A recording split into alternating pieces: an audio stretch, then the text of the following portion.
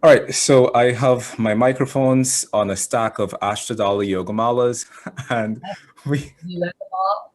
I have them all. Oh, I think you read them all. No.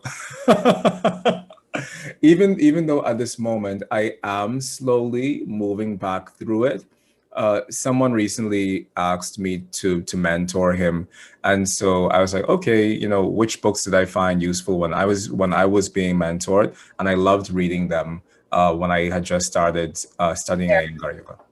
a trove of Guruji's work. And just 2 days ago, I was looking through one of the Ashtadal Yoga Malas, and Guruji has a sequence for happiness. I'll go find it.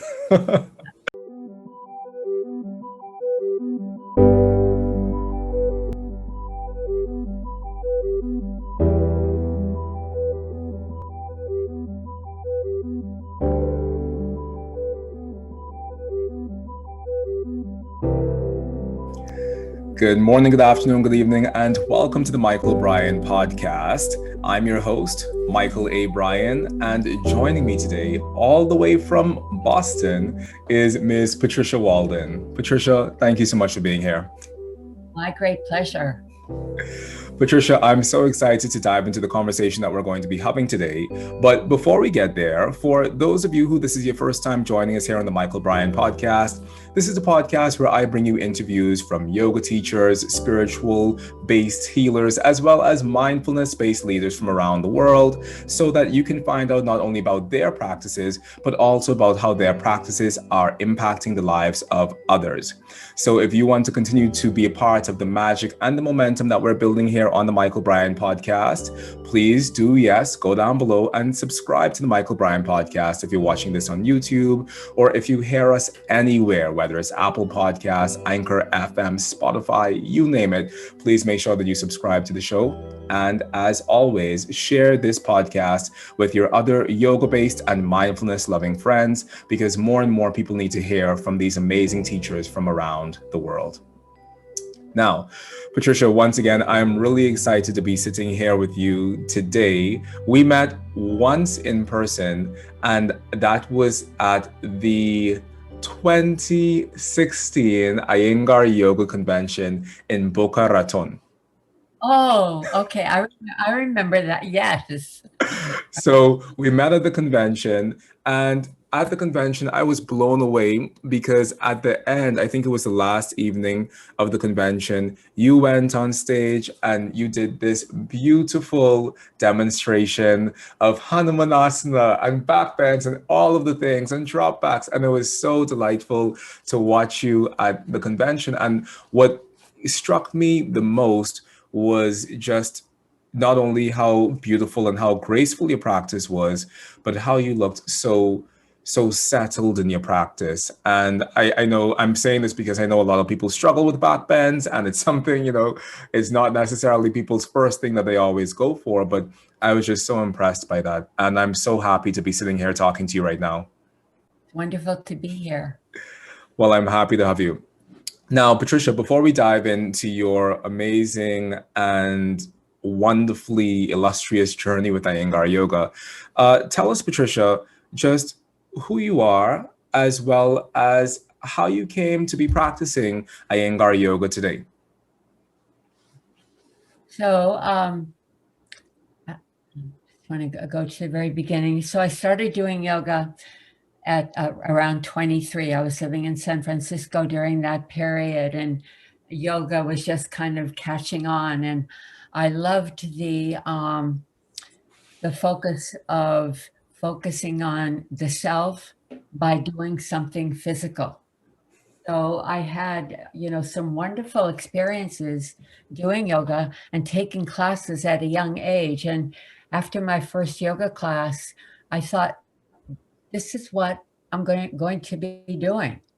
So it was like that. It was not like, oh, I'll see. No, it hit me, it hit me immediately. And then, of course, probably it was 4 years, 5 years later when I met Guruji for the first time. And that was an incredible life-changing meeting.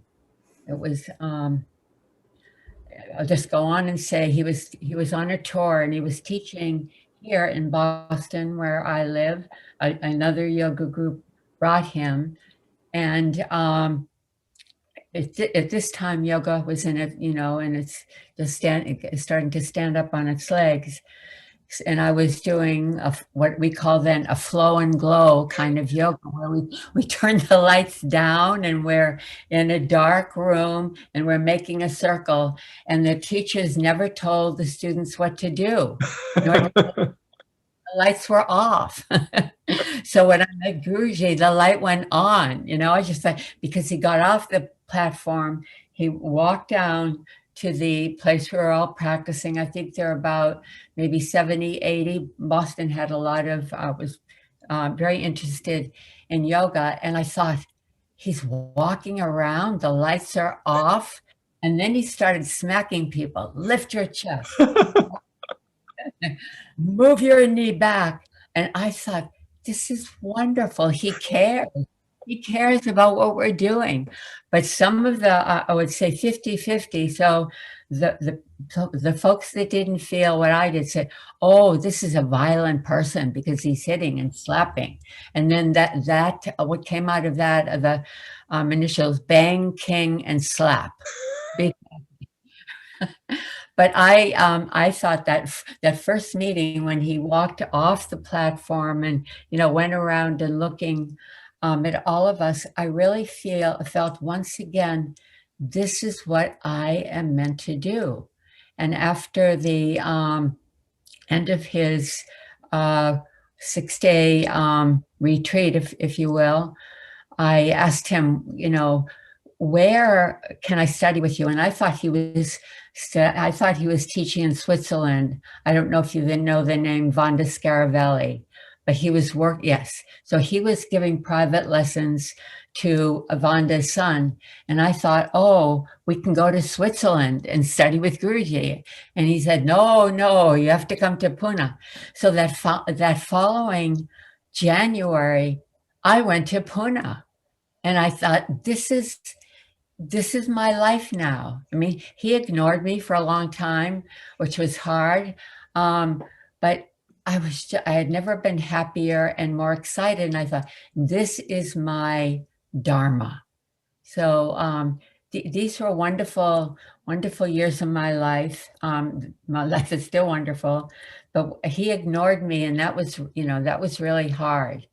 And one day after a pranayama class, so he would teach asana in the morning, and then in the afternoon was pranayama, and we had never done it. And I built up my courage to talk to him after one of the classes, because the pranayama was really hard for me. And I said, Mr. Iyengar, I have a hard time exhaling. And he slapped me on the back and he says, that's because you're too sensitive. When someone says something bad about you, you take it in. And then he slapped me again and walked away. And I thought, he's right. That's true. that sort of began a different chapter of my relationship with him. And, very, very fortunate that my relationship with him deepened tremendously over the years. I had a very special relationship with him. And I went to India, I think it was 1976, and I only missed 3 years. I've gone every year since then, and I still do, and I would be there now if we weren't in COVID. So that workshop was in Boston, and then meeting him for the first time in India was they were life-changing events. And it is Guruji's work is my life, my practice, my students' practice. That's my life. And I love my life, and I feel very fortunate, especially when I think of my father. So my father had a job that he didn't like. At the dinner table, he would never talk about what he did. He had to drive an hour and a half to work and then an hour and a half back. And he worked to support his family. And I thought, I am so, once again, I am so fortunate. I'm doing what's in my heart. Wow. That's a beautiful story, Patricia. And I had never heard before exactly where the beat, kick, and slap came from. Yeah, Boston. Now you know. Boston seems as if it's definitely a wonderful place, and you're there, and he passed through, and I know some people in Boston. It has quite the history. Oh, at the end, I want to tell you one thing you'll find amusing. At the end of the whole 6 days, he stood in the platform and said, "You Bostonians, tough coconuts to crack."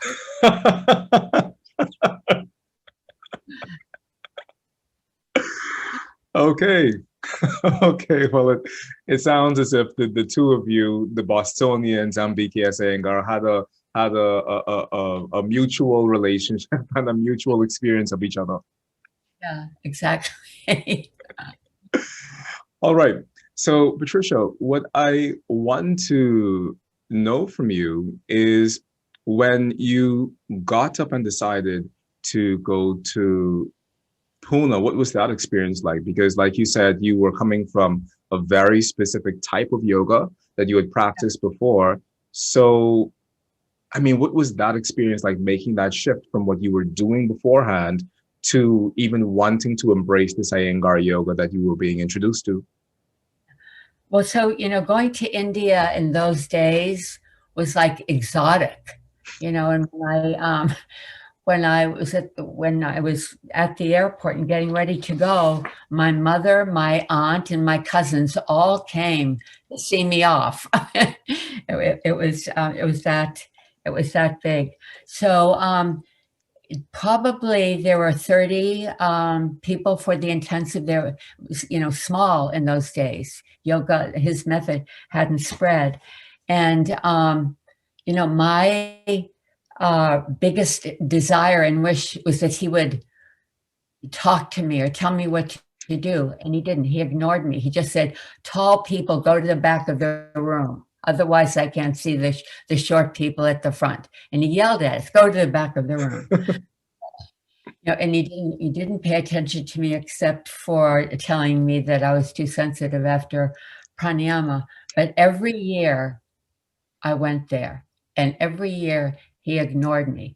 And then after maybe 6 or 7, my practice was really taking off. Maybe the 6th or 7th year, he was teaching Shirshasana 2 and the tripod headstand. And I had been practicing so much because I wanted his attention. So he came up behind me and he started pushing his foot into my back. And I thought, who's going to win? So come down, and he was really, people said, "Did that hurt? Weren't you afraid?" No, I was so happy. So he said after kicking me a few times, and it didn't hurt, he said, "Now it's come." So after 7 years of going there, he paid attention to me every year, and that will jump ahead probably 5, 6, 7, 8 years. My life was to deepen my practice and to do whatever Guruji taught me, and he was like the big sun in my life. And as my practice deepened, he gave me more, and I was really fortunate in that in the practice hall before classes there is open practice time. So I would set he would be over in kind of a corner with all the props, and the platform was right beside him. And I built up the courage to start practicing near him and watching everything he did. And so I would try my best to do what he did. And he saw that I was strong, that I was, that this was really important to me, that was really my life. And he would give me instructions every day, and he would adjust me. And I could take his adjustments physically and emotionally. They were strong, but they were like Oh, how can I explain it except to say it lit my fire. I was burning brightly from his light shining on me. He gave me so much, Mychal. I'm very, very fortunate. I don't think there's a week that goes by that I don't go back into all those years with him and recall a particular experience that I've had. One of my favorite ones was when he turned 80. He's still, you probably know this, but he was still doing all the poses, 80 years old. So the day before his 80th birthday, there was a big celebration to honor him on his 80th birthday. We rented a big hall in a beautiful place outside of Pune. So he came into practice hall the morning before his intensive began, and he stood up and he started to drop back. So I stood next to him. I didn't know what was going to happen if I stood next to him, but I did. And I was able to follow his rhythm. And we did 108 back bends from Tadasana to Urdhva and then back again. And our feet, I mean, it was one of the most wonderful experiences of my life. So our feet didn't turn out. My feet stayed planted on the earth, and I was able to, I think it was God's grace, because it was so extraordinary. And then after we finished, he didn't say anything. He just went over and started doing a different kind of practice. And I just went back to my hotel and thanked God for that experience. So, as I said, that's one of the highlights of my life, not just in my yoga life, but in life. Now, Patricia, regarding these back bends, I remember looking at a video from, I think it must have been Guruji's 2005 teaching in Essex Park in California. Oh, yeah. Yeah. And there was a moment when he had you going into a back bend underneath the trestle. And before Yes. and before you went up, he said, "She is the greatest backbender in America." I don't know whether that's true or not, but it went right to my heart. I was just, even now, you just saying that, I got a chill. I got, I got a chill. Yeah, so that was wonderful. That was wonderful, really, as you can imagine, right? Because Guruji wasn't one for compliments. He really wasn't, and to get a compliment from him was really something. The bar was so high. And he's the first to tell you, oh, you have no talent, go home. So I guess what the question is where did that component of emphasis within your practice come from? Or was it just that within the larger sphere of you having a strong practice in general, backbending was just another strong piece of an otherwise strong practice? No. So in my 20s and off and on after that, I was suffering from depression. This is one of the reasons I started doing yoga. And Guruji saw that. And one day, early on, and in my time with him, he came up, he put his hand on my thoracic spine, and he said, "Your thoracic spine," he didn't say thoracic spine, "your back is like that because you're depressed, and I'm going to help you." And I never told him that I was depressed, and he never brought that up except for maybe 20 years ago when I was having difficulty in my upper back.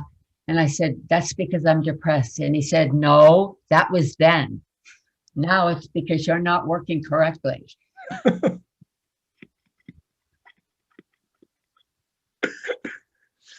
And so within that, was his remedy for you to develop a really powerful backbend practice? Yeah, yeah. Um, He didn't have to talk me into them. I had a natural, I was drawn to them. I was drawn to them. And still am, I'm still doing a lot. Oh, it's hard to say. So one of the reasons that I loved back then so much was the way I felt afterwards. I felt like I can do anything in life. I had glimpses of my deepest self. My heart opened, and I had a depression for a long time. And the way he taught me and my commitment to practice really helped me to pierce through that tamas, to pierce through that darkness in me. And because of what I went through, I can I do depression workshops. So I feel like I am able to help, and it's mainly women that I work this way with. But I know how to work with them so they have a remedy, and they see that backbending and inversions are like medicine for depression. And it was interesting what happened in our yoga community, I would say in the late 70s and early 80s. Some people were taking what we call them mood elevators. They were, pharmaceutical drugs. And there was a big conflict in our community. Some people would say, oh, you're just taking the easy way out, and you're taking drugs, and you're addicted to drugs. And I looked at it very differently. I thought, we are so fortunate that we are living in a day and age where someone who is very depressed, who they're doing yoga, but yoga has given them something, but they needed medication.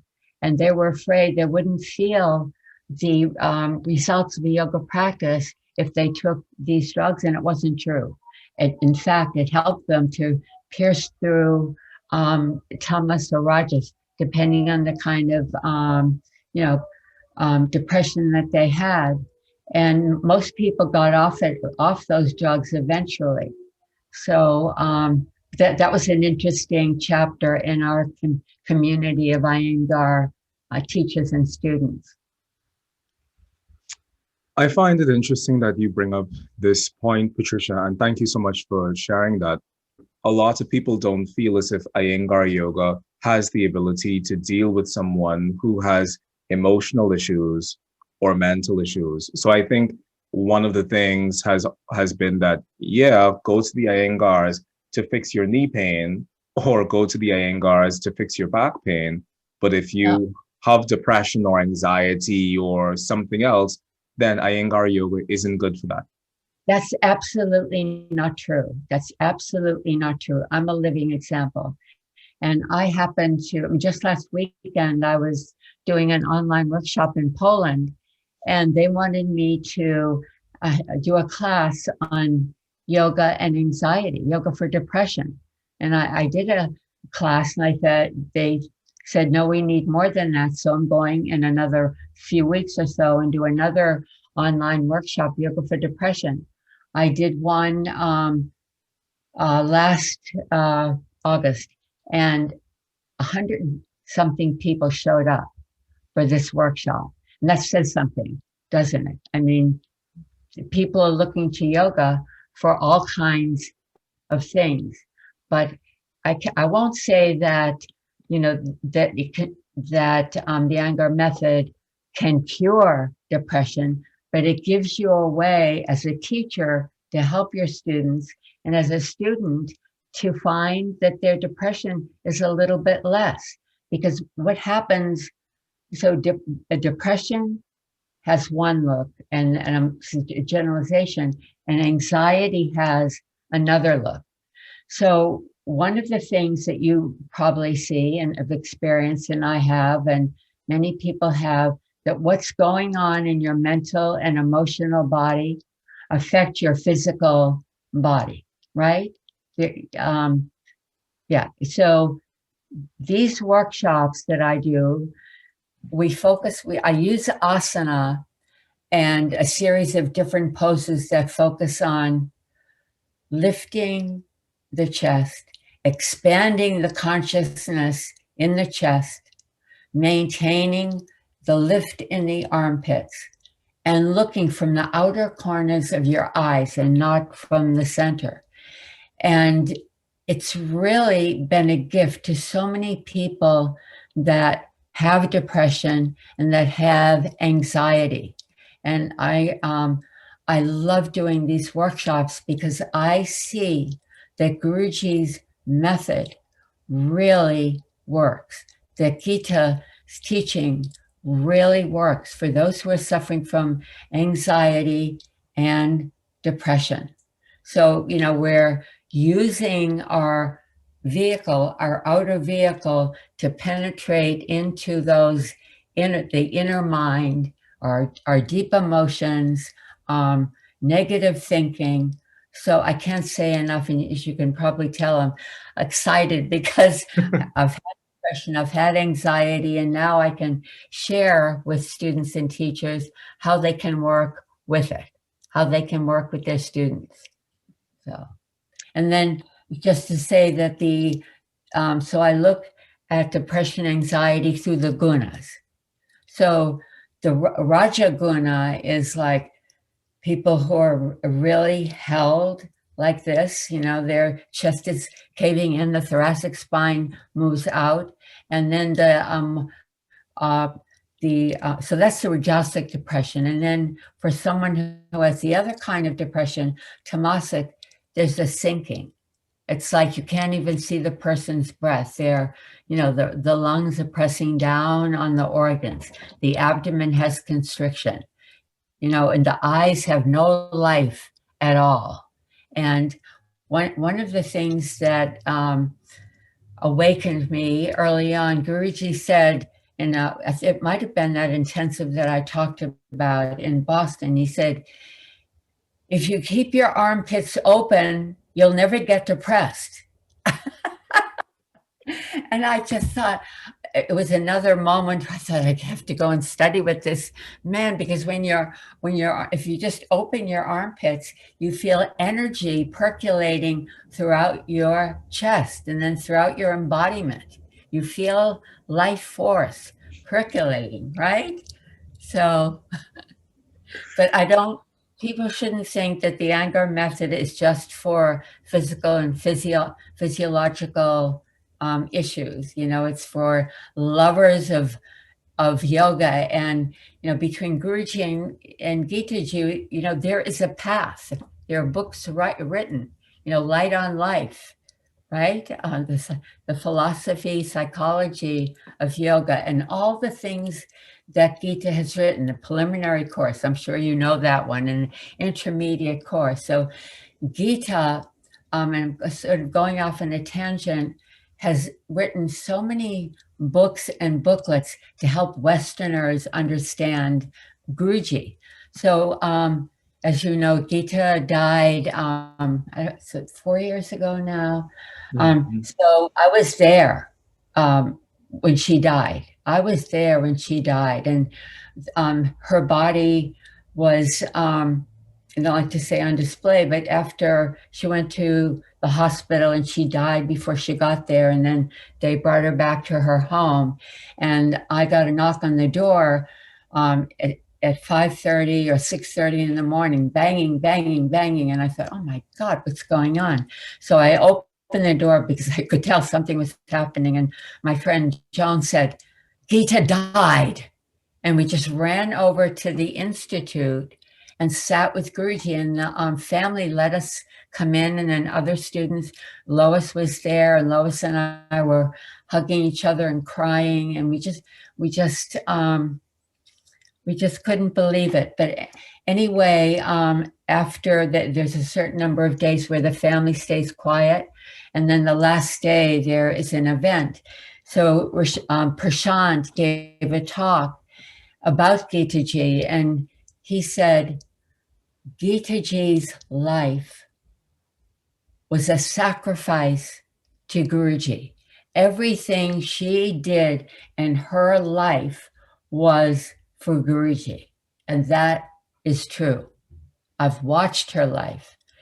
She was have you seen photographs of Gitaji's practice in the red leotard and doing all the poses?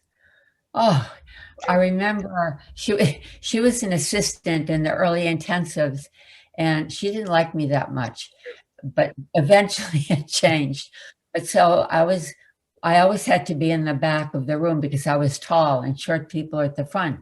So I turned and looked, and Geet was behind me, and she was doing Adho Mukha Vrikshasana with Padmasana, balancing away from the wall. And I thought, I'd never seen anything like that. And that was, such a source of inspiration for me. And, so anyway, that's another golden memory.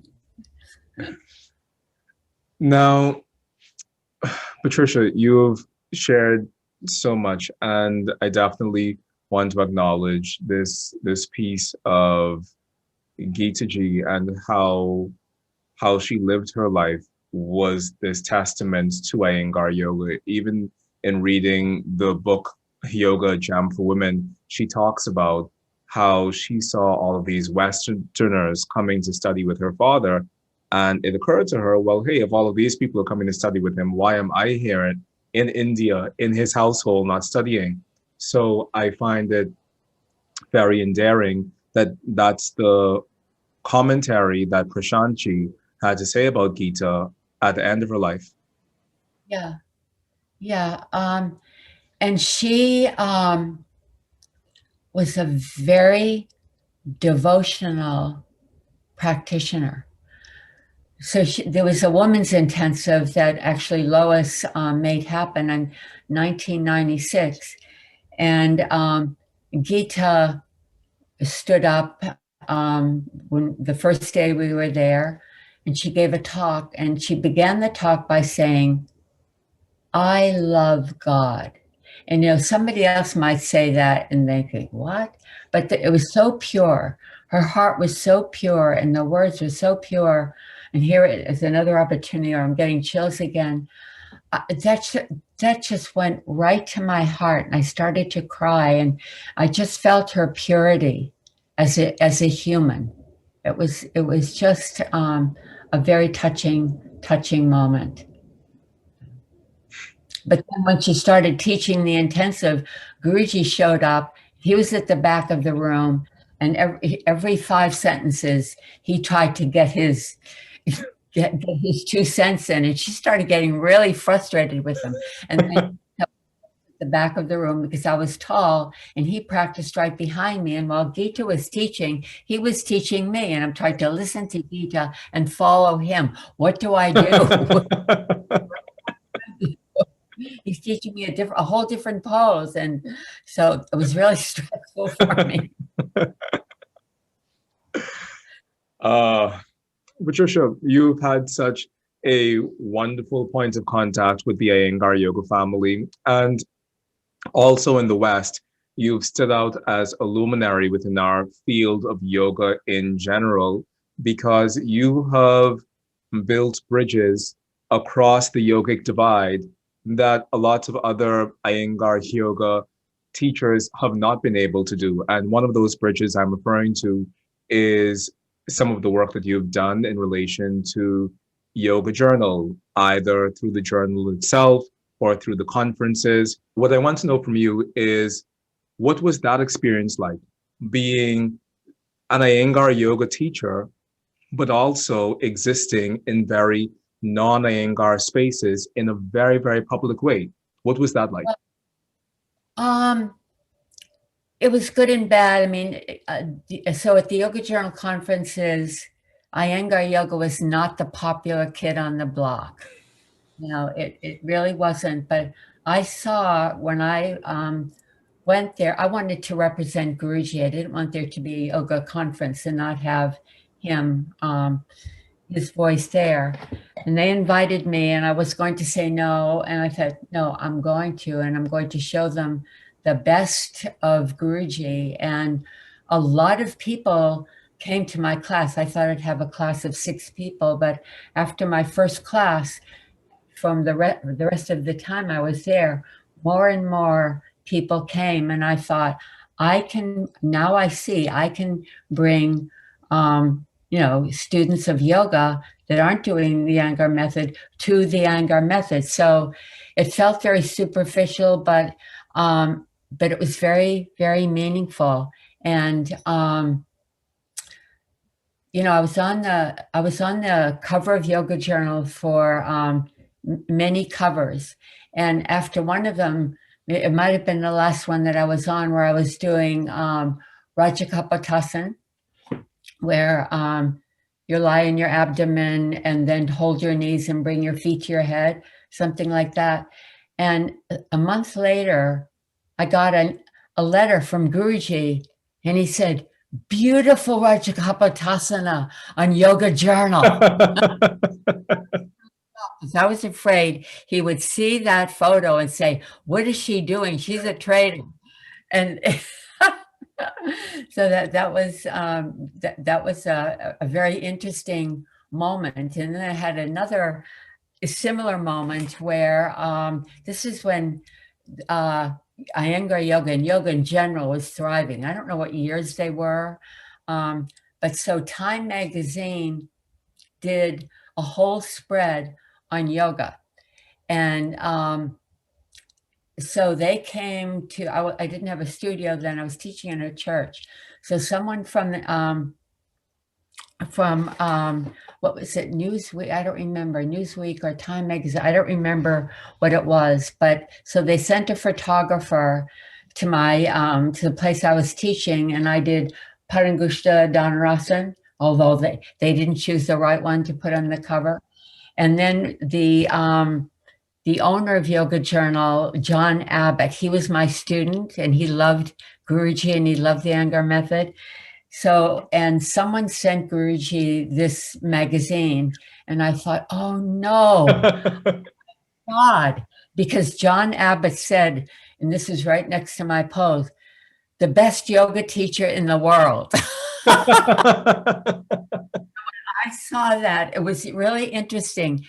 Gita was in my home for a convention when the magazine came. And there were some of my colleagues, who I won't name all of them, were in my home. We all stayed there. And one of them said, "I'm going to show Gita this." And I said, "Please don't." He did anyway. And she said, "Good, good." So Gita and Guruji were both, I thought they were going to be angry at me, you know. So those are some more golden moments. Well, I'm very happy that you got their thumbs up on both those occasions. Thank you.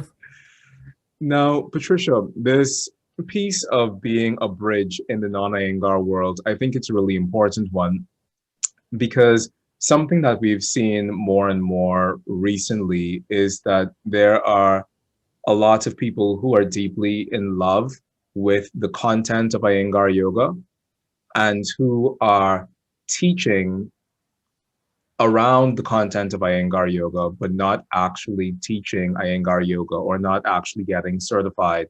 So they go off and they do the rope wall certification, or they do the chair certification, or they do the restorative yoga certification, or all of these tiny components that they think is Iyengar yoga without actually practicing Iyengar yoga. What impacts do you think that's had both on our Iyengar yoga community, but also on the larger yoga community? That's interesting. So part of me feels protective of the Iyengar method. And if someone is going to use Iyengar as a way of, or Iyengar, so certified, not certified in the Iyengar method, but so they do Iyengar yoga, they do alignment. That's right. They think the Iyengar method is just alignment. So, you know, I used to get really upset about that. And, you know, complain to my colleagues and I felt like Guruji's name was not being represented correctly. so I had some years where that really bothered me, and as an association and being on the certification committee, that was an issue for us for many years, but it doesn't seem to be an issue anymore. At least I don't know that it is an issue. The place where I would not be okay with is if you are going to call yourself an Iyengar teacher and you're not certified. That bothers me. That's not right. So that's really not right. And I would, if someone in this area was doing that, then I would make a friendly phone call or even say, could we have tea? I want to talk about what you're doing. So that's what I would do. And I wouldn't put myself in an adversarial position. I would be very positive with that person. So it's a hard one, though. It is. It most definitely is a hard one. And I think one of the things that has come up for me and among speaking with my colleagues is this thing that there's something so magical about the Iyengar yoga method and about the Iyengar yoga language and about the Iyengar yoga eye, because a lot of it is how do we see our students? What do we see them doing? So as I look at the magic of Iyengar yoga and all the things that we have within our system that are beautiful and that are so amazing, I can understand why someone who isn't an Iyengar yoga teacher would want to have that. But I do agree with you that I do feel very protective when I see people and I know that it's Iyengar yoga that they're wanting to teach, or I know that it's Iyengar language that they're wanting to speak. And when they don't really have the container within their bodies to hold that information because they haven't gone through the sort of training that we've gone through. Yeah. Yeah. And it's interesting. Let's just say that the Iyengar teacher training programs are long. And Gita this is what she wanted. She wanted the person who is going up for assessment or doing teacher training, they had to have 3 years of experience of the Iyengar method, classes every week before they could go up with Intro 1. So what we have is a certification system. More is asked of students who want to become Iyengar teachers. There's more time required. They have to be practicing for 3 years, and then they have this 3-year teacher training program, and then they can go up for assessment if they want to go in that direction. So, and you probably know that we're in a change now as Abhijata is at the forefront of the Iyengar community, being, Guruji's granddaughter. And it's really wonderful because if it weren't for Abhijata, I'm not sure that the Iyengar method would flourish. Granted, she's speaking to, I don't know if you did her 5-day intensive, but she's speaking to the young teachers, the young students. And that's really important because we don't want it to die off.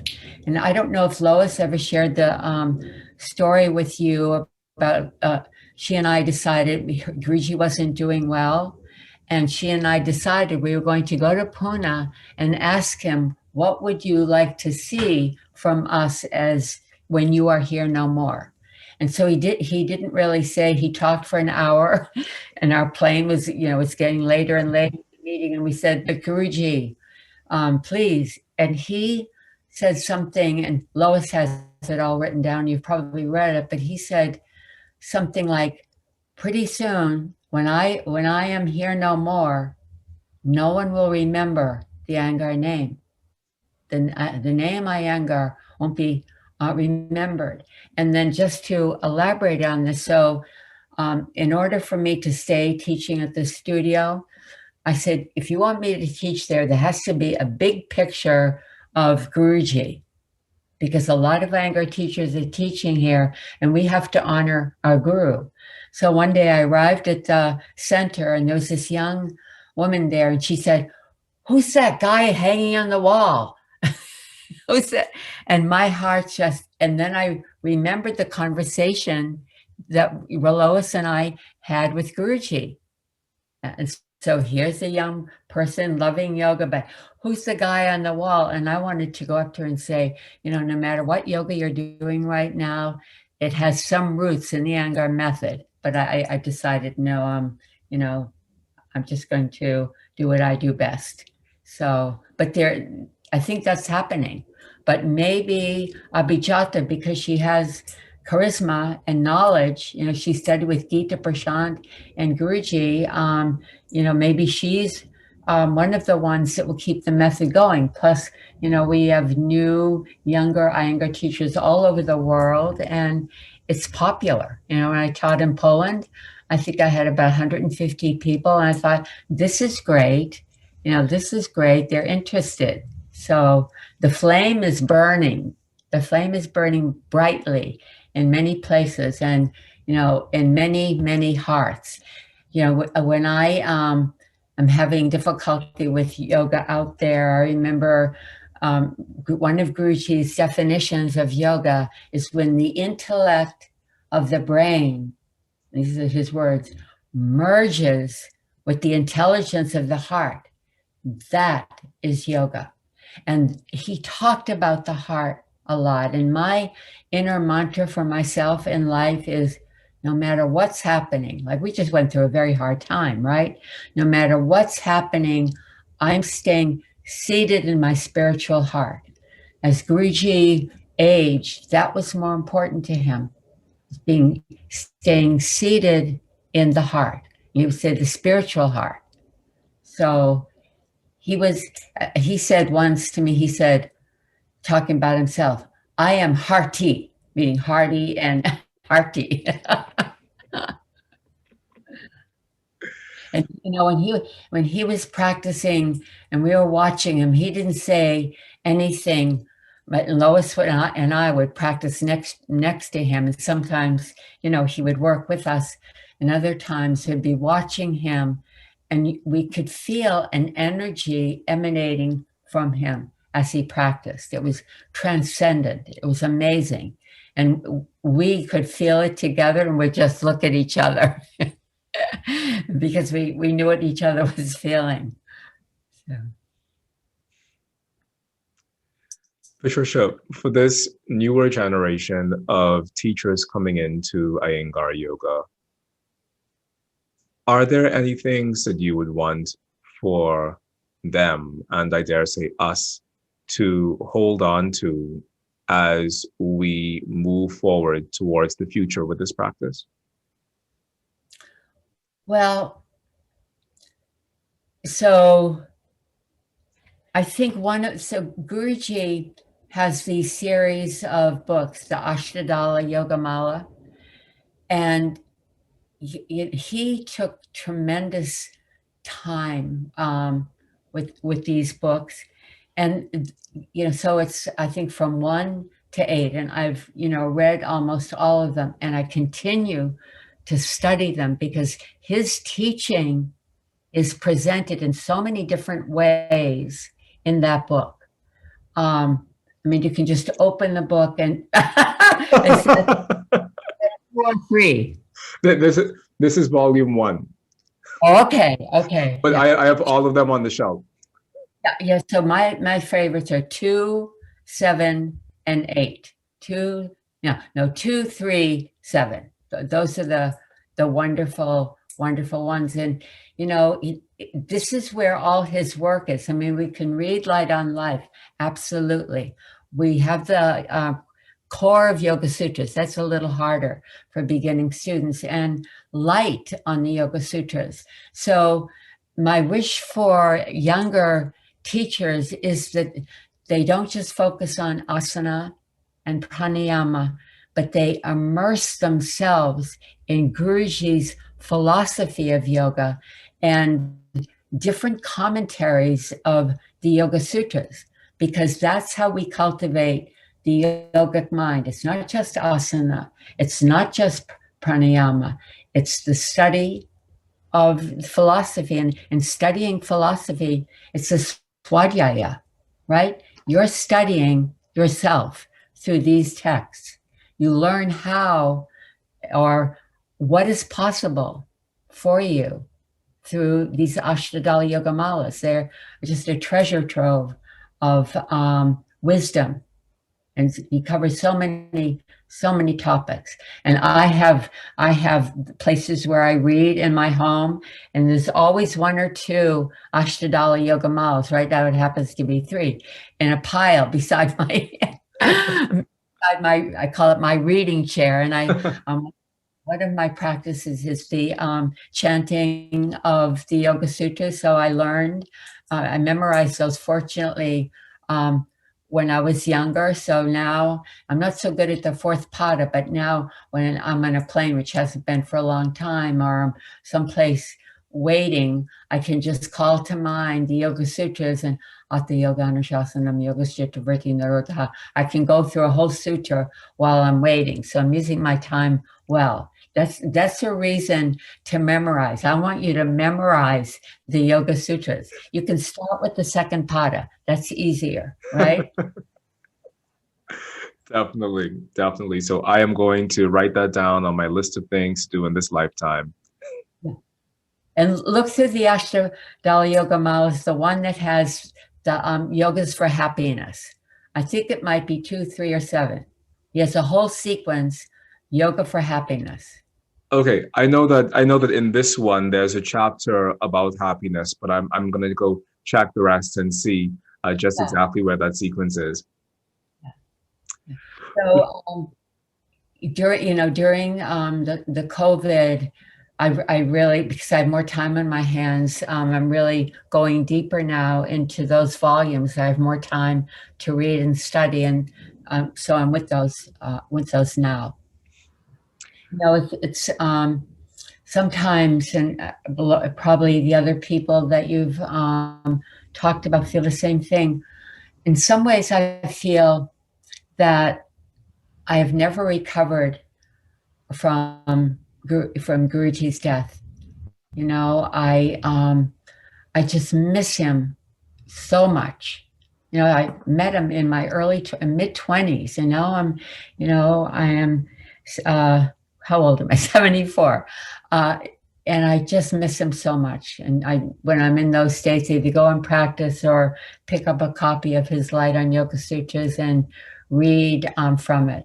And he had so many different sides. I mean, he was a genius, but he could also be like just a regular guy. I remember being in Pune when I was younger. He would teach in Mumbai every Saturday, and he would take the train.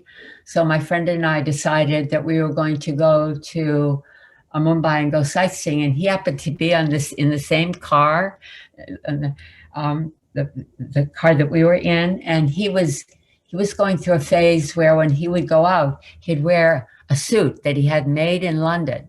So he was in the same car as we were, and he was in this fabulous 3-piece suit that he had made in London. And then he had a tie on, and his hair was short then, and he was reading the newspaper. And if you didn't know who he was, you would think, this is just a businessman going to Pune. So he went through many different transitions in his sadhana. He really did. And as we all say, we can feel Guruji's light before we see him in the room. We can feel the light come. So I just feel, that I've been so blessed in this lifetime having met Guruji when I was young. I have no idea what my life would have turned out had I not met this extraordinary human who really did have light. To the end of his life, I would feel that light in his presence. So. Patricia, that is absolutely beautiful. And I can feel that light coming through you right now. And a final question that I have for you just before we leave, Patricia, is what is it you, at this stage within your life, at this stage within your practice, after having done so much and having had such a strong practice for so many years, what do you find yourself focusing on the most in terms of your teachings and what you teach your students, but also in terms of your own personal asana practice? So my classes are Guruji's philosophy and quotes. I have quotes from Guruji are woven throughout my teaching because I want the students that have come to me, I want them to understand Guruji's teaching and the things that he did to inspire me. And I try to inspire my students in the same way. So I'm keeping the thread, I'm keeping the fire burning within each and every class. And sometimes I think, I wonder if they're bored, especially the lower levels, but they don't seem to be. And I'm always trying to find ways of talking about his teaching to them in a way that they can relate to it.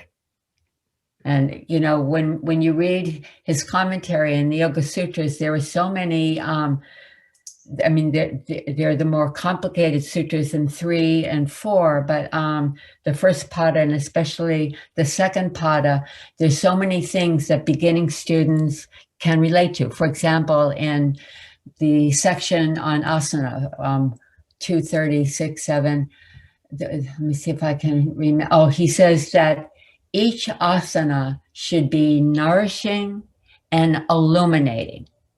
And I found myself, Friday, I teach on Wednesdays, Fridays, and Tuesdays. Those words just came out of me. You know, we were going through a difficult time here, and I wanted to bring some of Guruji's philosophy into the class, and that is what came to me. Your asana should nourish you. Every layer of your embodiment should be nourished. Each kosha, and then. Oh, I mean, there's so much, but keeping his teaching alive for me is teaching some of the things that he taught me with his body, but also recommending different sutras to read. And sutra study is part of every class for me, even the beginning classes, because the way he writes and light on Yoga Sutras and a lot of the sutras, you don't have to have a profound intellect to understand what he's saying. His language often is very simple and very inspiring, very inspiring. And I see more students, I don't know what it's like for you, but I see more and more students are interested in the yoga philosophy. And so what I experience and what I see my students experiencing when they start studying the philosophy, they are cultivating a yogic mind. So when the 3 things together, you know, the philosophy, the pranayama, and asana, we're cultivating the yogic mind. It fills our cells, right? These things fill our cells with yoga. And I think one of the reasons that Guruji emanated this light was the depth of his practice, of course, asana, pranayama, and his study. You know, he's able to ignite us because he was ignited, right? So to have a teacher like this, like that in this lifetime is such an incredible blessing and good fortune.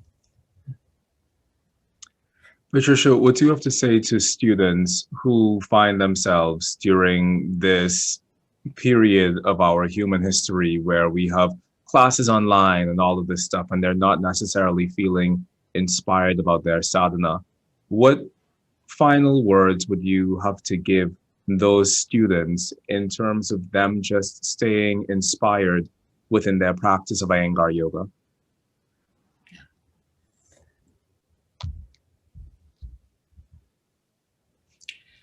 So different for different levels. So during the COVID, we've been having talks before each class, even if it's just 10 minutes on yoga philosophy.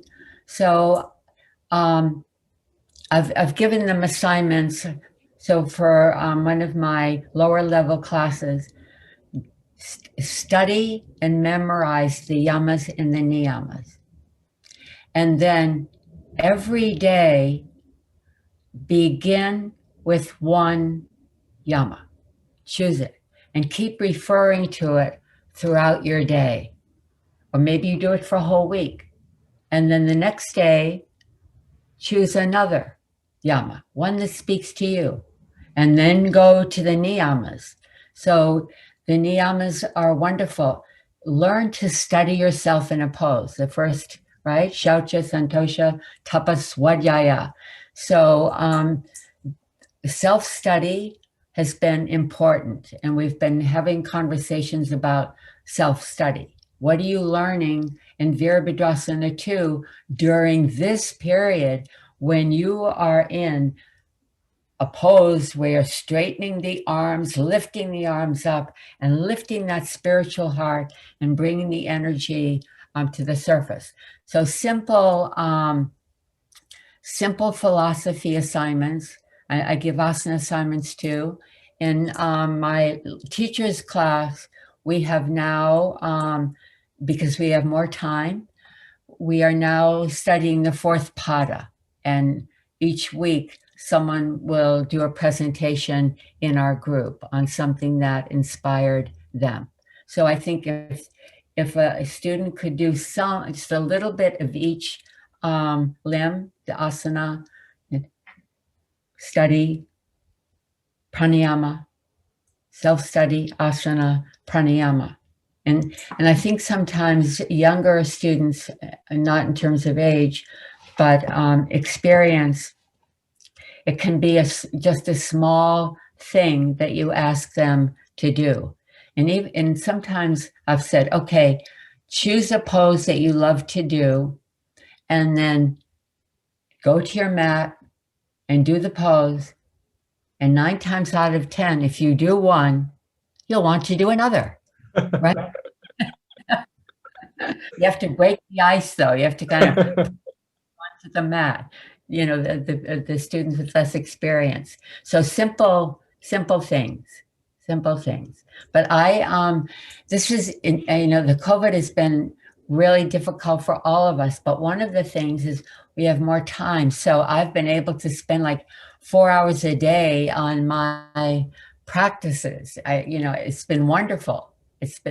That's one of the only things I think that we could agree on. You have more time for sadhana, and aren't we fortunate that we have a place to go to as a refuge during these times?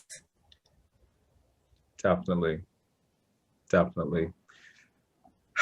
Patricia, this has been the most wonderful opportunity for me to be able to sit here and speak with you, someone who has blazed so many trails within our entire field of yoga, and specifically within our Iyengar yoga. And I just want to say thank you so much for being willing to be here with me today. And I loved your questions. I love your presence. I love your smile. And I bet you're a popular teacher because I can see you have a lot of wonderful qualities and a lot of different qualities. Well, I'm moving in a direction. Yeah? We'll see where I end up in 5 years' time. Well, I wish you tremendous continued inspiration on the path of yoga. Namaste. Peace and blessings to you. Namaste, Patricia. And to those of our viewers and listeners out there, if this is your 100th time joining us here on the Mychal Bryan podcast, or if this is time number 1, I just want to say thank you from the bottom of my heart for continuing to come and share in this virtual mindfulness space with us. I receive your comments, your feedback, your support, but most of all, I receive your love. So if you want to continue to be a part of the magic and the momentum that we're building here on the Mychal Bryan podcast, please do, go below and subscribe to the Mychal Bryan podcast wherever you find us online.